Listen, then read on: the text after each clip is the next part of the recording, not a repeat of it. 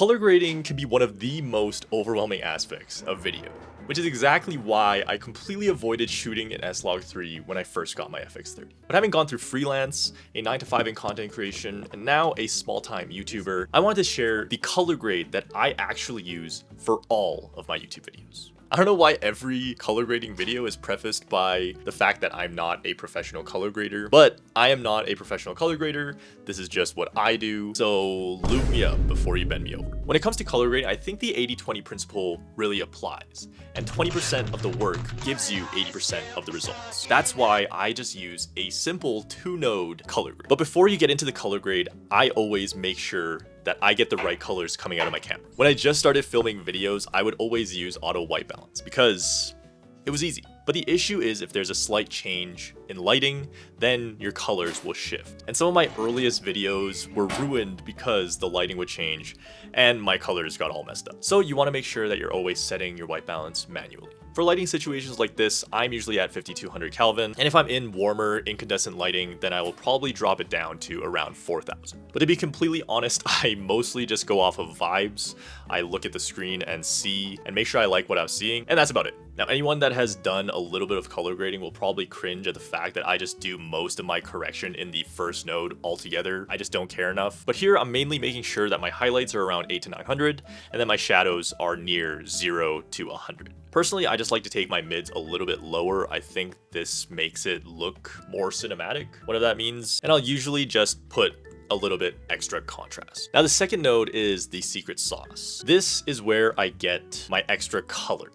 Personally, I really like vibrant colors, so I used to just crank the vibrance. But the issue when you crank vibrance is that skin tones will often become really red. And while in DaVinci Resolve you can go in and change the skin tones, it doesn't look natural and it usually ends up breaking the image depending on how much color you actually want to pop. So there's a special trick. If you right click on your node and you select color spaces, you can go down and see HSV and HSL. Almost 95% of the time when there's a subject in the image with skin tones showing, I will use HSL. You're gonna right click again, go to channels, and you're gonna disable channels 1 and 3. Now in this node, you'll just go to the gain and you'll play around with it. I think around 1.4 to 1.2 is like a sweet spot. Depending on the image, you can kind of crank this if there's no one there, and it will make your colors really pop without giving you that weird vibrance, image breaking quality. This was a complete game changer for me in terms of making the colors actually pop out. This clip is one of my favorite to this day, simply because of how vibrant the colors are and just the color contrast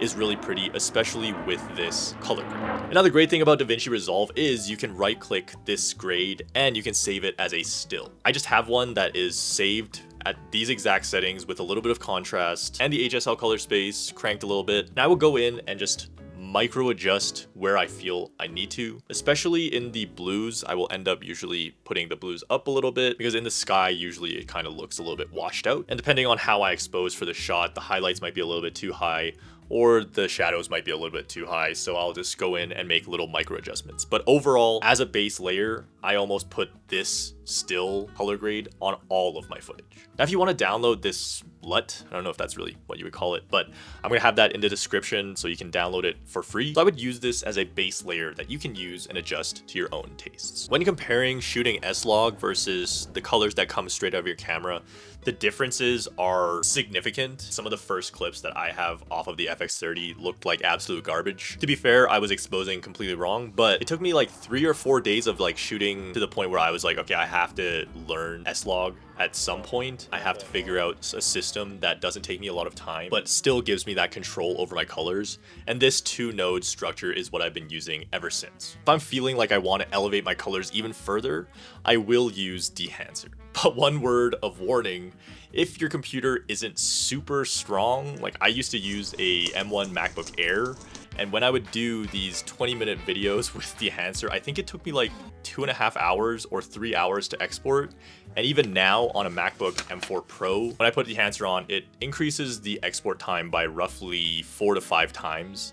So that's just something to keep in mind if you're running on a potato, is that Dehancer might make it explode. I've been using Dehancer for a little bit over a year now, and I started using it when I was doing my law school vlogs. I imagine that you've seen some of your favorite creators either using Cineprint 16 or Dehancer, and both of these kind of give you that filmic cinematic look. So for some of my personal vlogs or some of the clips that I really enjoy, I'll throw Dehancer on there, turn on the bloom, turn on the halation, and then select a film look that I really like. Here are a few of my favorites. But if you want to check out Dehancer, I have an affiliate link in the description below, and you can use code JPD at checkout to get 10% off your entire order. That being said, I truly believe that color grading is an art, and it's a skill that I haven't really invested that much time into yet. I want to spend a lot more time developing my own look, and I feel like the more time and the better you get at color grading, the easier it is to kind of stand out and also draw viewers in. But until I invest that time into color grading, I think this simple 2-node tree is at least good enough to have people wondering how I color grade my videos. I imagine this won't be the only color grading video that I upload. This will probably be Gen 1 of me before I really learned color grading. I hope that in the future, my color grading gets better and people ask me more how I color grade my videos, and I will have new updates to add. But that covers the color grade that I actually use for every single one of my videos. Hope you enjoyed that video. If you did, it really helped me out if you liked the video. I also really like having conversations in the comments, so make sure to throw down whatever comments. If you're an actual colorist and you just want to hate on me blindly, I'm open to that too. So leave a comment down below and I'll talk to you there. But other than that, I will see you guys next time.